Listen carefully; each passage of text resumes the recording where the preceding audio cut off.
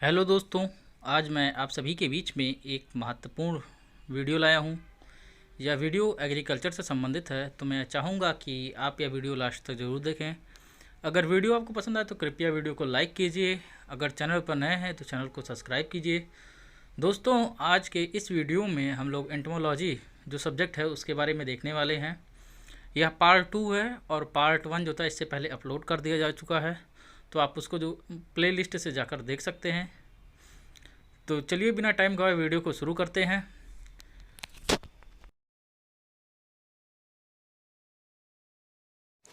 श्वसन तंत्र, जिसको हम इंग्लिश में रेस्पिरेटरी सिस्टम कहते हैं, तो कीटों में फेफड़े अनुपस्थित होते हैं। इसलिए श्वसन की क्रिया वक्ष और उदर के प्रत्येक खंड में पाए जाने वाले खोखली नालियों, जिसको वायु की थैली कहते हैं, जो ट्रैकिया कहलाती है, उसी के द्वारा होता है।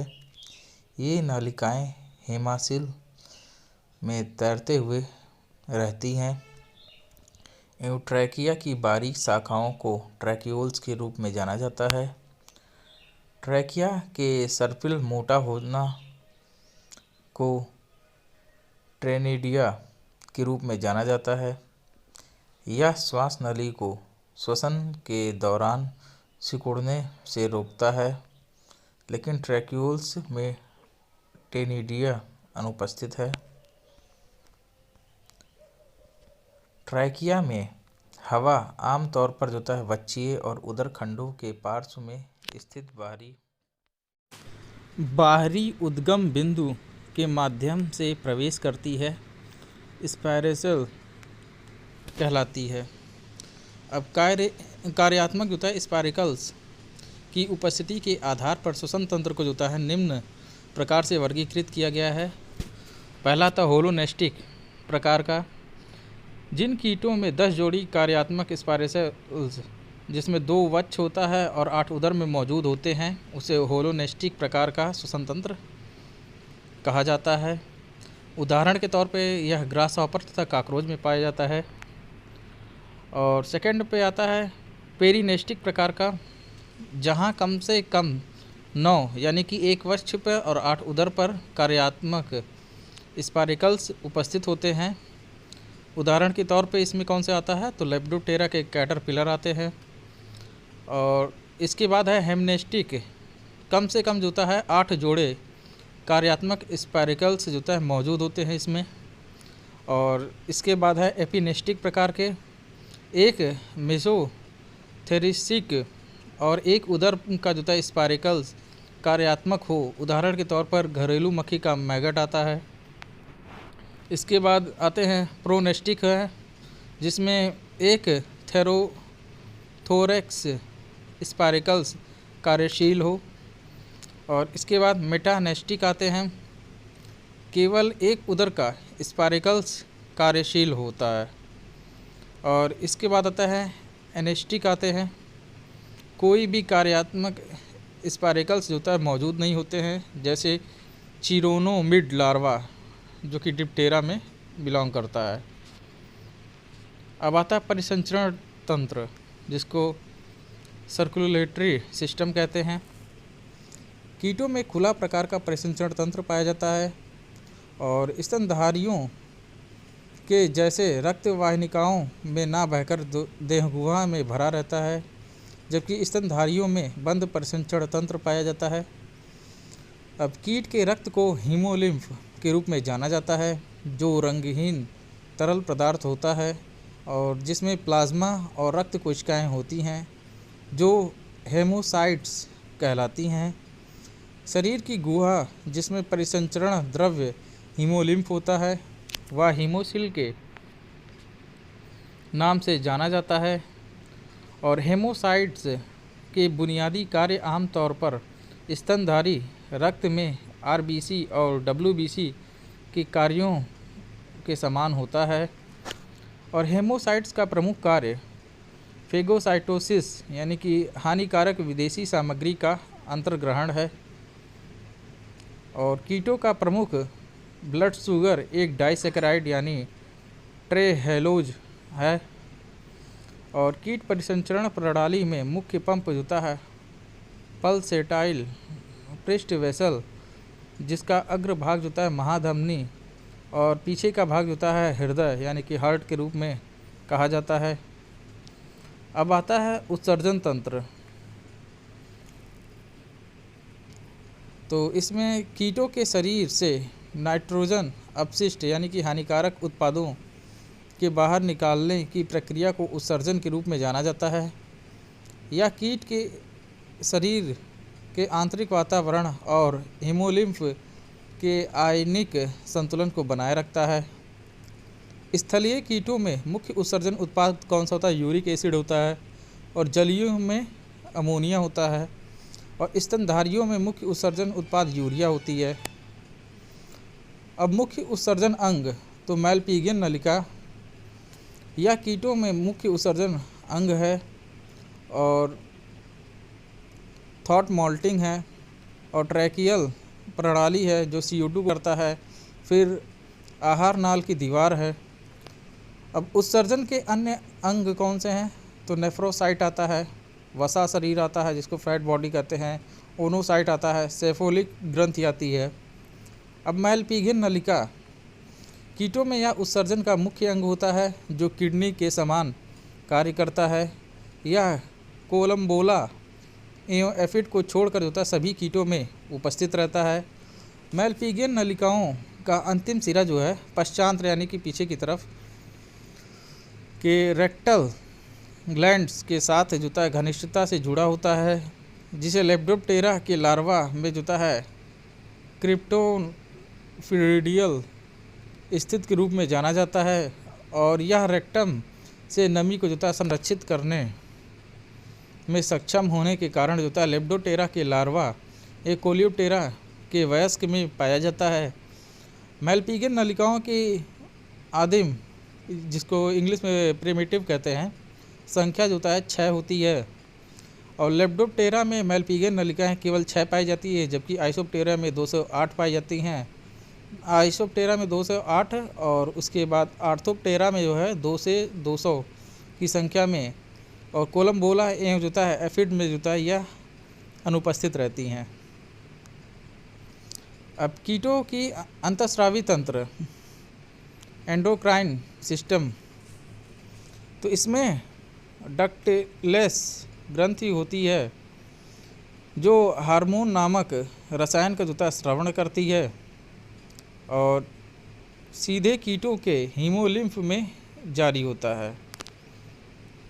अब कीटों में अंतःस्रावी ग्रंथि कौन सी हैं? तो न्यूरोसेक्रेटरी सेल्स आता है, NSC जिसको कहते हैं। ये मस्तिष्क हार्मोन को जुता है रिलीज करते हैं, जिसे सक्रियण हार्मोन्स, एक्टिवेशन हार्मोन्स के रूप में जाना जाता है। और सेकंड पे आता है कार्पोरा जो होता है, कार्डियाका आता है। यह छोटे युग्मिक संरचना हैं जिन्हें न्यूरो हेमल अंग के रूप में जाना जाता है। इनका प्रमुख कार्य जो होता है हार्मोन्स के भंडारण और विमोचन है। और तीसरे पे आता है कार्पोरा अलाटा आता है। यह कार्पोरा कार्डिएटा के पीछे स्थित एक जोड़ी ग्रंथि है जो किशोर हार्मोन्स का उत्पादन जो है करता है। और चौथे पे आता है प्रोथेरिक्स ग्रंथियाँ आती हैं। यह प्रोथेरिक्स के पास एक युग्मित अंग है और यह इक्विडिसोन का उत्पादन करता है जो स्टेरॉयड होता है, जिसे विमोचन हार्मोन्स कहा जाता है। और इसको कीट प्रबंध में जो है कीट विकास नियामक के रूप में काम में लेते हैं।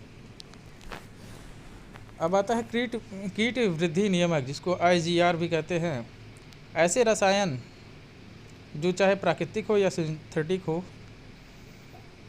जो कीटों की वृद्धि को नियंत्रित करते हैं, उन्हें कीट वृद्धि नियामक कहलाता है। और 2 प्रकार के हैं इसमें कीट हार्मोन्स आता है, जिसमें पहला आता है मस्तिष्क हार्मोन जिसको ब्रेन हार्मोन्स कहते हैं, या न्यूरोसेक्रेटरी सेल्स NSCS द्वारा स्रावित होते हैं। और कार्पोरा कार्डिया द्वारा जो हीमोलिम्फ में मुक्त होते हैं और इसे सक्रियण हार्मोन्स के रूप में जाना जाता है। और इसी में आते हैं किशोर हार्मोन्स आते हैं, जिसको जुवेनाइल हार्मोन्स कहते हैं। यह प्रवृत्ति में एक टर्पेन है जो कार्पोरा अलाटा ग्रंथि द्वारा स्रावित होता है। यह काया पटल जिसको मेटामॉर्फोसिस को रोकता है और लार्वा को जुता वयस्क में ना बदलकर किशोर अवस्था में बनाए रखता है। और प्रोफेसर विलियम ने जो है 1967 में रसायनों की तीसरी पीढ़ी की संज्ञा दी और जुवेनाइल हार्मोन्स कीटनाशकों का आइडिया जो है विलियम से द्वारा जो है 1956 में दिया गया। और जब जुवेनाइल हार्मोन्स होता है उच्च सांद्रता में मौजूद होता है तो नया क्यूटिकल लार्वा होता है, और जब जुवेनाइल हार्मोन होता है कम सांद्रता में उपस्थित होता है तो नई क्यूटिकल प्यूपा के रूप में ले लेता है। और जब जुवेनाइल की अनुपस्थिति में वयस्क क्यूटिकल बन जाती है। अब जब जुवेनाइल हार्मोन्स जुवेनाइल हार्मोन्स का उदाहरण कौन सा है इसमें, तो मेथ्रोपेन है जिसको आल्टोसिड कहते हैं। यह पहला IGR है जो कि विश्व में पहला जैव तर्कसंगत बायो रैशनल कीटनाशक था। और अन्य उदाहरण में कौन सा था, तो फेनोक्साइकार्ब है जिसको लॉजिक कहते हैं, और पायरीपॉक्सीफेन है जिसको एडमिरल भी कहते हैं। इसके बाद आता है एंटी किशोर हार्मोन्स आता है। ये कार्पोरा अलाटा के कार्य को रोकते हैं जिससे जुवेनाइल हार्मोन्स का जैव संश्लेषण रुक जाता है। इसके बाद आता है विमोचन हार्मोन जिसको मॉल्टिंग हार्मोन्स कहते हैं। यह एक जो है स्टेरॉयड है जो एक्सडेसिसोन कहलाता है, और यह प्रोथायरिक्स ग्रंथि जिसको PTG द्वारा जो है उत्पादित कर एक स्टेरॉयड है। और कीटों में कोलेस्ट्रॉल मॉल्टिंग हार्मोन्स के जैव संश्लेषण के अग्रदूत के रूप में कार्य करता है, और इसलिए इसे स्टेरॉयड कीटों के लिए अनिवार्य है। और अवयस्क कीटों का विमोचन जो है मॉल्टिंग हार्मोन से यानी कि इक्विडोनिसोन की उपस्थिति से जो है प्रभावित होता है। अब आता है काइटिन संश्लेषण अवरोधक जिसको CSI भी कहते हैं। ये कीटों में काइटिन जिसे क्यूटिकल संश्लेषण एवं निक्षेपण को रोकता है। और सामान्य उदाहरण में कौन सा होता है, ब्रूप्रोफेजिन आता है, एप्लियोड आता है। होमोप्टेरा के कीटों के खिलाफ जूता इस्तेमाल किया जाता है। और टेफ्लूबुजुरॉन आता है जिसको नोमाल्ड कहते हैं। यह कोलियोप्टेरा एवं लेप्डोप्टेरान कीटों के खिलाफ जूता इस्तेमाल किया जाता है। इसके बाद आते हैं लूफेनोरान आता है जिसको मैच भी कहते हैं। यह थ्रिप्स के खिलाफ प्रयोग किया जाता है। अब कीट प्रबंधन में अर्ध रासायनिक का उपयोग जिसको सेमो केमिकल्स कहते हैं। तो सेमियो केमिकल्स क्या होते हैं, ये ऐसे रसायन होते हैं जो कीटों के बीच संदेश देते हैं, अथवा ये प्राकृतिक रसायन है जो कीटों द्वारा मुक्त होकर होता है अन्य जीवों के व्यवहार को प्रभावित करते हैं। ये दो प्रकार के होते हैं, एक फेरोमोन होता है, दूसरा एल्क्लो केमिकल्स होते हैं। तो इसमें पहला आता है फेरोमोन्स। ये अंतर प्रजाति इंट्रा स्पेसिफिक रसायन है जो एक जीव द्वारा जो है पर्यावरण में स्रावित होते हैं और उसी प्रजाति के प्राप्तकर्ताओं के लिए जो है विशिष्ट प्रक्रिया के कारण बनते हैं। और भी आता है एल्लो केमिकल्स आते हैं, जबकि एक आंतरिक प्रजाति के रसायनों में एल्लोमोन्स और कैरामोन्स जिसको एल्लो केमिकल्स के रूप में जाना जाता है। और उसके बाद फेरोमोन्स क्या होता है, इंट्रा स्पेसिफिक होता है। फेरोमोन शब्द 1962 में कार्लसन एवं लूस्चेर द्वारा गढ़ा गया था। और फेरोमोन्स एक प्रजाति को मतलब प्रभावित करने वाले अंतराशिरात्मक संकेत हैं जो साथ में रहने और भोजन और निवास करने वाले दुश्मनों की चेतावनी और प्रतिस्पर्धा से बचने के लिए एक ही प्रजाति के सदस्यों की खोज में सहायता करते हैं। और सेक्स फेरोमोन्स क्या होता है कि पहला सेक्स फेरोमोन्स जो था 1959 में ब्यूटेनेड द्वारा जो था मादा रेशम कीट कृमि कीट से खोजा गया था, जो बॉम्बे बाइकोल था। और कीट प्रबंधन में उपयोग में किए जाने वाले सेक्स फेरोमोन्स में अधिकांश संख्या मादा कीटों द्वारा प्राप्त किया जाता है, क्योंकि ये सबसे शक्तिशाली होते हैं और इनकी कीट के प्रबंधन की काफ़ी संभावनाएं होती हैं। और सेक्स फेरोमोन का उपयोग जो था निम्न तरीक़ों से किया जाता है। पहला निगरानी, जिसको मॉनिटरिंग आता है। दूसरा मास ट्रैपिंग आता है। तीसरा संभोग विघटन, जिसको मैटिंग डिस्ट्रप्शन आता है। अब अन्य जो है सेक्स फेरोमोन कौन सा था, तो ग्रासी फ्लूर आता है, जो कि कपास के डोडे की गुलाबी सूढ़ी आता है। पैक्टिनोफोरा ग्रासीपिएला। और दूसरा आता है इसमें हेलाल्योर आता है।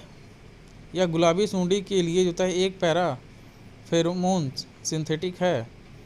और तीसरे में हेलिल्योर आता है, जो कि ग्राम पॉट बोरोर तथा हेलियोवार्पा आर्मीजेरा के लिए है।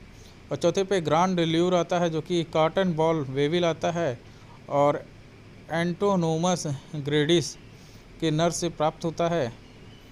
और बी में कौन सा आता है, अलार्म फेरोमोन्स, जो कि एफिड में स्रावित होता है। और सी में एकत्रीकरण फेरोमोन्स, जो कि बाक बीटल में पाए जाते हैं। और डी में टेल फेरोमोन्स, जो कि चींटियों में सेफेलिक ग्रंथियों द्वारा स्रावित होता है। अब सेकेंड आता है केमिकल्स। ये इंटर स्पेसिफिक जो है केमिकल होता है और रसायन जो एक जीव द्वारा स्रावित होते हैं और विभिन्न प्रजातियों के रिसीवर जीव के लिए विशिष्ट प्रक्रिया का कारण बनते हैं। अब इसमें पहला आता है एलोमोन्स आते हैं, जो कि रसायन जो जीव द्वारा स्रावित होते हैं और उनके लिए फ़ायदेमंद होते हैं और रिसीवर जीव के अनुकूलन नहीं है। अब बी में आता है कैरोमोन्स। रसायन जो जीव द्वारा स्रावित होते हैं और उनके लिए फ़ायदेमंद नहीं होते हैं, लेकिन रिसीवर के लिए अनुकूल होते हैं। अब आता है कीट वर्गीकरण। तो संक्षिप्त इतिहास अगर जो इसका देखा जाए तो इसमें कार्नलिनियस आते हैं। अपनी ऐतिहासिक पुस्तक में सिस्टेमा नचुराई के 10वें संस्करण में इन्होंने 1758 में द्विनाम पद्धति, जिसको बायोनॉमिकल मेथड ऑफ नॉमेनक्लेचर दिया था। और इसलिए उन्हें जो था टैक्सोनॉमी के जनक कहा जाता है, फादर ऑफ टैक्सोनॉमी कहा जाता है। अरस्तु 384 से 322 ईसा पूर्व में जैविक वर्गीकरण के जनक के रूप में जाने जाते हैं। और 1901 में भारत में लियोनेल डी निस्वेली को भारत सरकार के पहले जो है एंटोमोलॉजिस्ट के रूप में नियुक्त किया गया था। और 1903 में जो है HM लेफ्रोए को दूसरे एंटोमोलॉजी के रूप में नियुक्त किया गया था। और हेमसिंह पृथ्वी को 1938 में भारत में एंटोमोलॉजी सोसाइटी के संस्थापक के रूप में जाना जाता था, संस्थापक के रूप में थे। और विलियम क्रीबी को एंटोमोलॉजी के जनक माना जाता है। और भारत में पहला जो है कीट अधिनियम कब लागू हुआ था, जिसको डीपा कहते हैं, 1914 में। पूरा नाम है विनाशकारी कीट पीड़क अधिनियम। और पहला संगरोध संस्थान BPPQS के रूप में स्थापित किया गया था 1946 में फरीदाबाद, हरियाणा। और 1968 में भारत सरकार द्वारा कीटनाशक अधिनियम बनाया गया था और 1 जनवरी 1971 को लागू हुआ था। और पूरी तरह से परजीवी कीटगण स्ट्रेप्टोसिप्टेरा, लेकिन पैरासिटॉइड्स जो मुख्य रूप से फसल कीट के प्रबंधन के रूप में उपयोग किए जाते हैं, वे कीटगण हाइमेनोप्टेरा से संबंधित हैं। और सबसे छोटा कीट का गण जो है जोराप्टेरा है, जो कि आदिम हेमोप्टेरा गण है। और अत्यधिक विकसित जो कीट गण हाइमेनोप्टेरा है। और कीटों का संघ आर्थोप्टेरा है। तो इसमें आर्थोपोडा आता है, जो कि एक ग्रीक शब्द है जिसका अर्थ होता है खंडित पैर होता है। और आर्थोपोडा की कुल आबादी का जो 97% कीट आते हैं। और वर्ग या क्लास की बात करते हैं तो इसमें आर्थ्रोपोडा में 6 वर्ग आते हैं, जिसमें ओनिकोपोडा आता है, उदाहरण के लिए पेरीपेटस आता है। क्रुस्टेशिया आता है जिसमें केकड़े और झींगे आते हैं। और डिप्लोपोडा आता है जिसमें मिलीपेड्स आते हैं। और चिलोपोडा आता है जिसमें सेंट्रीपीडस आते हैं। आर्कनिडा आता है जिसमें टिक माइट और स्पाइडर्स आते हैं। और हेक्सापोडा आता है जिसमें इंसेक्टा आते हैं।